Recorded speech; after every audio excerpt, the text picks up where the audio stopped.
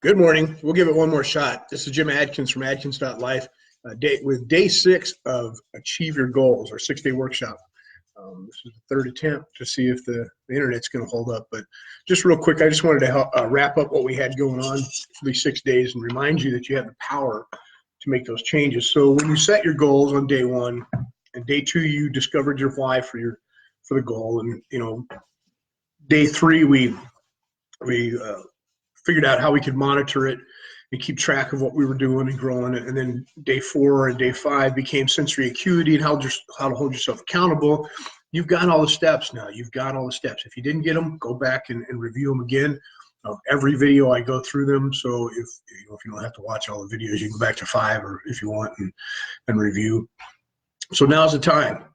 Today's the day, right? You've got all the information you need. It's sitting in front of you. I would review it. I would take some time. It's a Friday for me right now, so it's day 6. So let's just say day 6. You're looking forward to a weekend, or you're watching these somewhere later down the road, and you've got all the information you need. Sit down, take time for yourself. Sit down and review realistically and honestly what you've written down. How do you feel about it? Now, I don't want you to waste a bunch of time, okay? Because the best time to act on a goal is when you set it. It really is. You get excited. You get enthusiastic about it. You're very optimistic.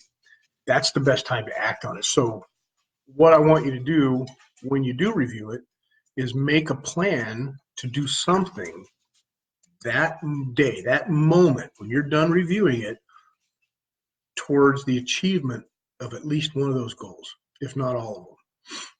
Let me repeat that. When you sit down and you write your goals out, and you have to practice. It takes practice, right? You write them out, you figure out your why, you figure out how to measure them, you hold yourself accountable.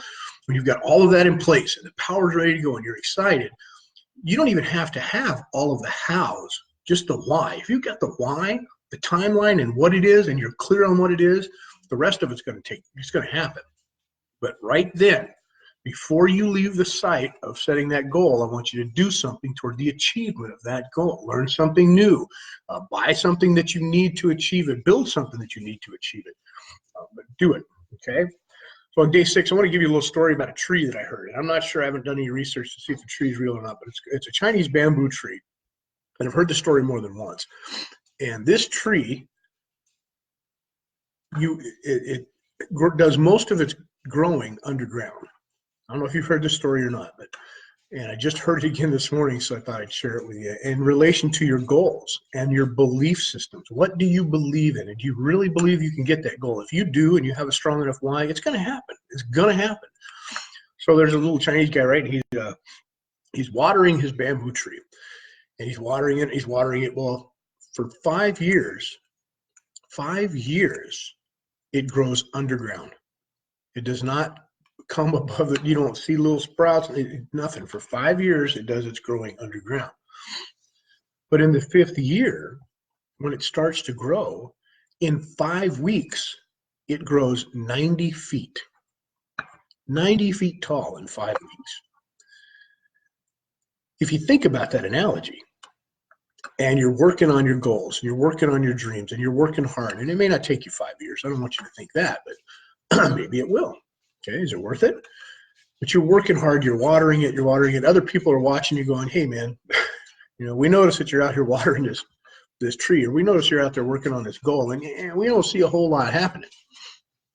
Think you maybe should change your mind and go another direction? Well, if you've got that belief system in place, and you've got your rituals down, and you've built your habits, and you're monitoring, and you're mastering, and you're learning everything you can, and you're moving in that direction, even if you find that direction, isn't exactly the direction you wanted to, as you move forward, sometimes you find that in the process of moving toward a goal, other goals that are important start to manifest and happen along the way. And it's magic, and you jump at those and you take those too.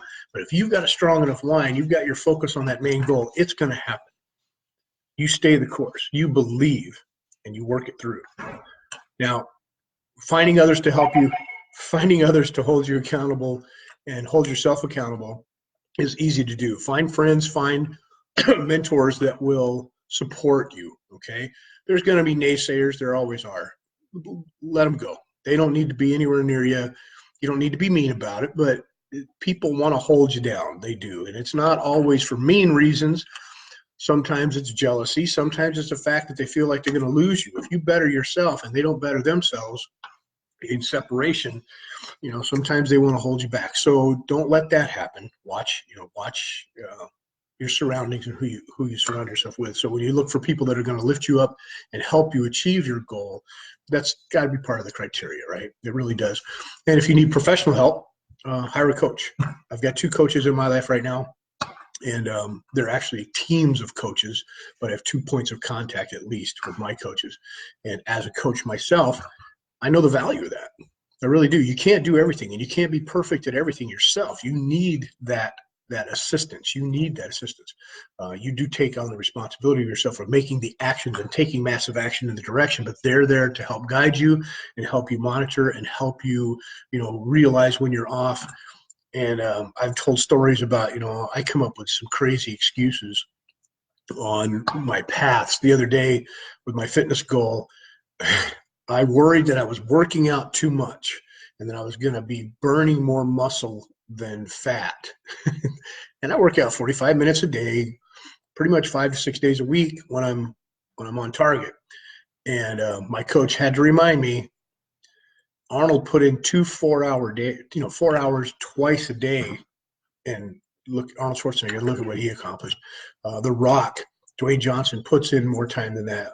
And then my son-in-law, Dr. Cashy, smacked me in the face with what's the worst that could happen? You become more athletic or get abs? Oops. So oops is my new moniker. All right, you guys, have a beautiful day. That's day 6. Impress the hell out of me. Impress the hell out of yourself.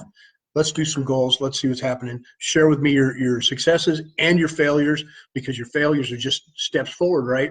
And you can pick yourself up and move past it. If you need help, I'm here to help you.